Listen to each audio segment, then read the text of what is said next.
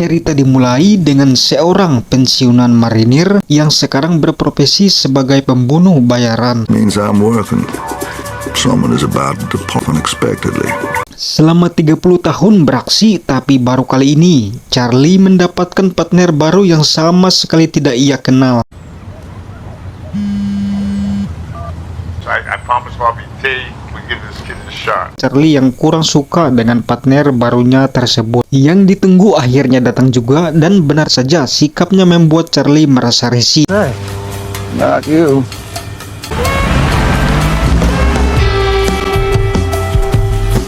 Tidak mau pusing, maka berangkatlah ke tempat tujuan. Dan sebagai orang baru, maka Charlie memberi kesempatan untuk pekerjaan pertamanya.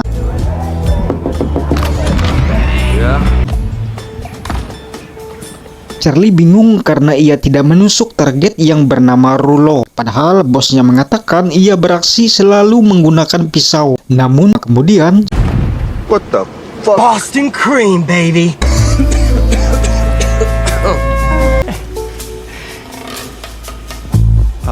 sesuai yang diperintahkan, target berhasil dibunuh. Tapi masalahnya akibat bom dari donat yang diberikan tadi mengakibatkan kepalanya hancur. Charlie kesal karena ini akan menjadi berbelit karena target susah dikonfirmasi apabila tanpa kepala. Karena kolega yang bernama Beggar sangat teliti, ia tidak akan membayar begitu saja sebelum benar yakin itu adalah target yang bernama Rulo.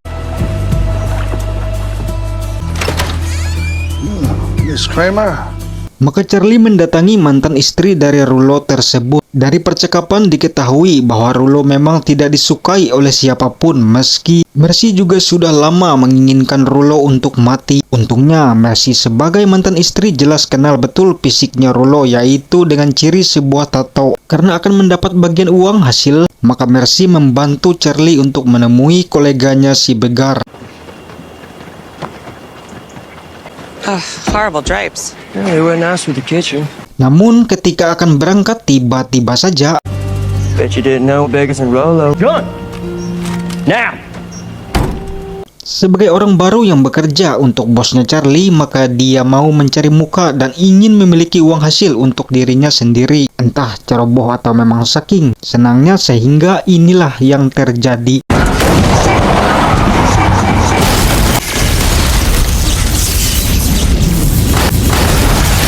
Sekarang semua semakin menjadi parah karena tidak hanya kehilangan kepala saja apabila sudah terbakar. Sehingga karena postur mereka yang sama, maka dialah yang menggantikan mayat Rulo. Tentunya dengan diberikan tato sebagai ciri agar persis itu memanglah Rulo.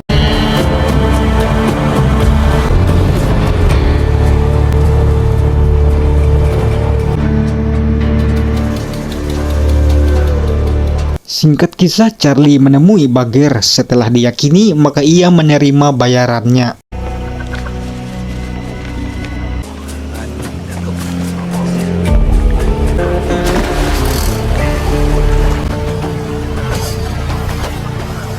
Sebelum pergi, Beggar meminta agar Charlie mempertemukan dengan bosnya yang bernama Stan untuk membahas bisnis selanjutnya. Want someone here? No. Singkatnya, Charlie menemui bosnya tadi yang bernama Stan. Rupanya Stan lebih berumur lagi dari Charlie dan sedang sakit-sakitan. Di sini Charlie merawatnya layaknya keluarga. Sleep well. Charlie yang menyadari Stan mulai pikun, maka ia menuliskan di setiap benda yang nantinya harus Stan ingat untuk menggunakannya.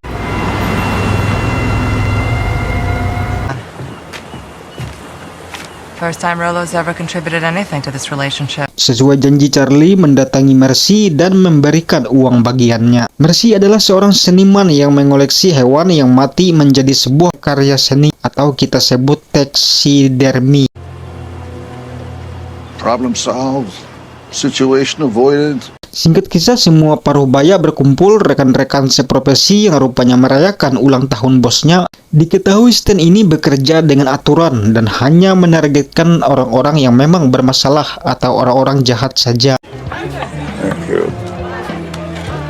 we'll get one of those little pretty fixer-uppers. Saat berduaan dengan Stan bosnya, Charlie mengatakan bahwa ia akan segera pensiun. Dan ia juga menyampaikan pesan dari Bagger sebelumnya yang ingin melanjutkan bisnis. Saya akan tahu bahwa Bagger bukanlah orang yang baik untuk diajak berbisnis sehingga Stan mengatakan jangan berurusan dengan orang itu lagi. Ia meminta Charlie untuk menjauhi Bagger dan kelompoknya.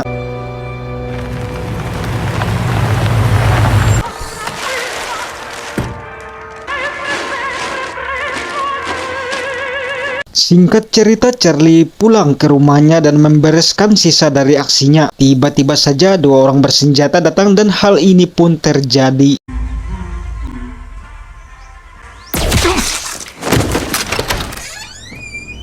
Easy now. Sebagai seorang yang memiliki jam terbang tinggi, tentunya ia selalu waspada. Dengan antisipasi sudah mempersiapkan segalanya. Attack. Warn everyone at the casino. Kemudian ia bergegas menuju kediaman Stan karena mendapat telepon mereka diserang. Begitu sampai, betapa kagetnya Charlie melihat semua rekannya dibantai. Please leave a message. Dan sepertinya tak seorang pun selamat termasuk Stan.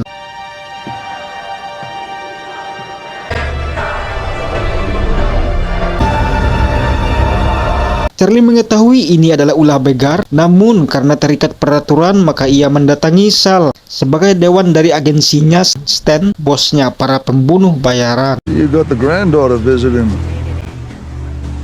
Kedatangan Charlie adalah ingin meminta persetujuan supaya diizinkan membunuh Bagger karena telah curang di luar peraturan, telah membunuh bosnya. Namun Charlie tidak mendapatkan keinginannya itu dengan alasan Bagger berperan penting dalam kemajuan bisnis karena banyak berkontribusi bagi agensi dan mengingat Bagger masih muda, sedangkan Stan dianggap sudah tua. Sudah saatnya pensiun digantikan oleh Bagger sebagai bos baru. Right, Benny, there's yours. Here you go, Celine. Sal malah menyarankan segera menjauh keluar kota. Charlie yang tidak terima partnernya tewas begitu saja, terlebih lagi Stan sudah dianggap seperti saudara. Sehingga Charlie memilih rencana lain, yaitu akan menghabisi satu persatu orangnya Bagger. Dimulai dari sebuah klub. Hal itu tentu mudah Charlie mencari keberadaan mereka karena mengetahui seorang partner yang berkhianat. That's what everyone keeps telling me.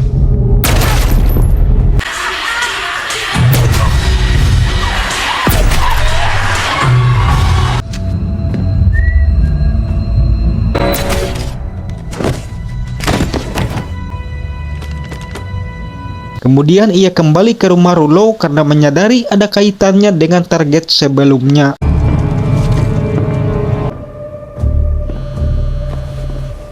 Akhirnya terungkaplah bahwa Rulo memiliki bukti kejahatan Bagger yang disimpan dalam rekaman sebuah kaset. Karena tidak ingin terbongkar diketahui oleh Sal, agensi mereka, maka Bagger lah yang meminta Charlie untuk membunuhnya. Seperti yang saya bilang, agensi ini terikat peraturan. Selain hanya menargetkan orang jahat yang bekerja menjadi pembunuh bayarannya, mereka juga harus bersih. Tidak ada catatan kejahatan berat. Fast, Charlie. Tidak mau bukti itu sampai diketahui Sal, maka Bagger memerintahkan kaki tangannya untuk mencari rekaman itu. Dan rupanya anak buahnya sudah berada di tempat Mercy. Long-billed woodcock. Tidak berapa lama kemudian,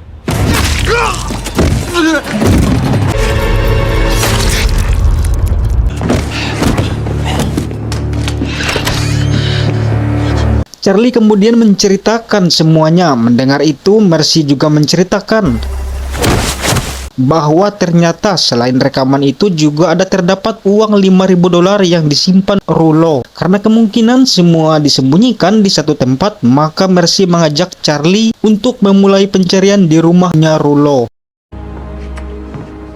After Big. Namun disayangkan sama sekali tidak menemukan apa-apa. Tetapi ada sebuah petunjuk dari tempat terakhir yang dikunjungi Rulo, yaitu sebuah hotel. That's where he kept his valuables.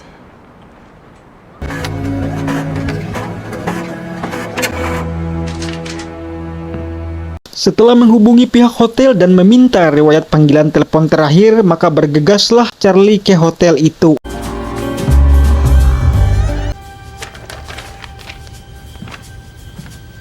Akhirnya ia mendapatkan catatan telepon tersebut, namun saat bersamaan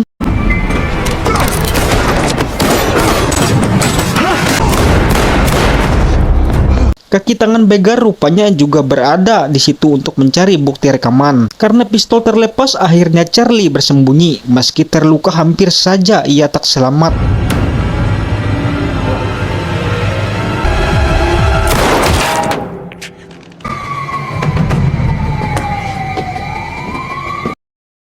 Rupanya Charlie kembali ke rumah aman dan mengobati lukanya.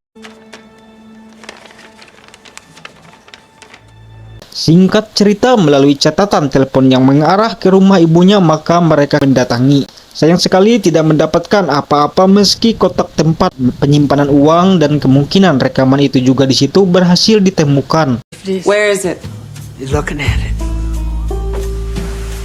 50K. Well, that was a long shot. Akhirnya Charlie mengantarkan Mercy ke stasiun agar pergi sejauh mungkin dari kota itu. Tidak mau membuat Mercy berkecil hati, maka Charlie memberikan uang kepadanya. Namun Mercy menolak dengan mengatakan berjanji saja akan kembali menemuinya dengan selamat. Dari curhat mereka, Charlie rupanya ingin pensiun dan membeli rumah di Italia. Sementara Mercy ingin melanjutkan karya seninya di salah satu sekolah kesenian. Akhirnya Mercy menyadari Charlie yang menyukainya dan berhubung curhat mereka yang romantis sehingga Mercy teringat akan tempat Rulo bekerja mengelola sebuah bar. Diyakini disitulah tempat terakhir barang itu disembunyikan. Sesampainya Mercy langsung masuk saja seakan pura-pura tidak tahu apa yang terjadi dengan mantan suaminya itu. Sehingga dengan ciri sebuah gambar akhirnya berhasil mendapatkan bukti rekaman itu. Namun tiba-tiba saja I think Beg is looking for you. Fuck off! Put your head tight while I give him a call. Don't see no lady here. beruntung Charlie tepat waktu, maka ia menyuruh Mercy segera pergi dan beberapa saat kemudian You might just get out of here alive. Only one is.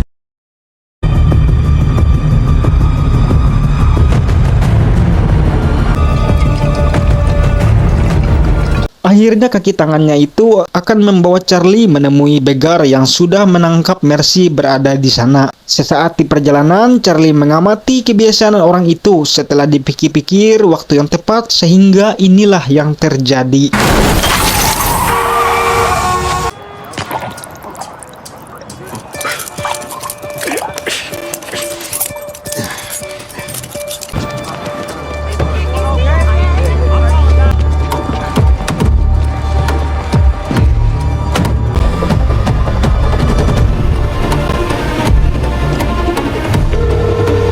Tanpa pikir panjang, Charlie langsung bergegas. Singkatnya, setiba di lokasi, Charlie akhirnya menyerah. Namun tiba-tiba saja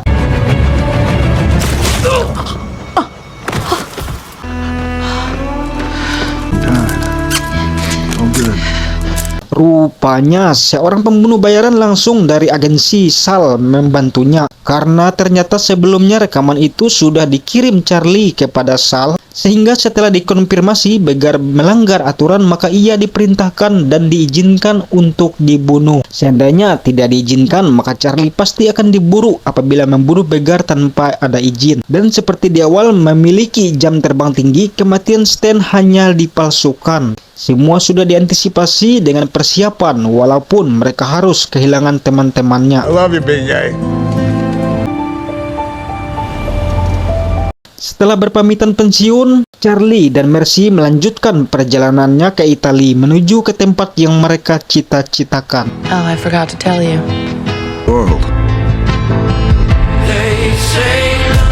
Dan cerita pun berakhir. Jangan lupa dukung terus channel ini dengan memberikan like dan subscribe agar tentunya saya bersemangat untuk memberikan cerita-cerita menarik lainnya. Oke, sampai jumpa di alur cerita selanjutnya.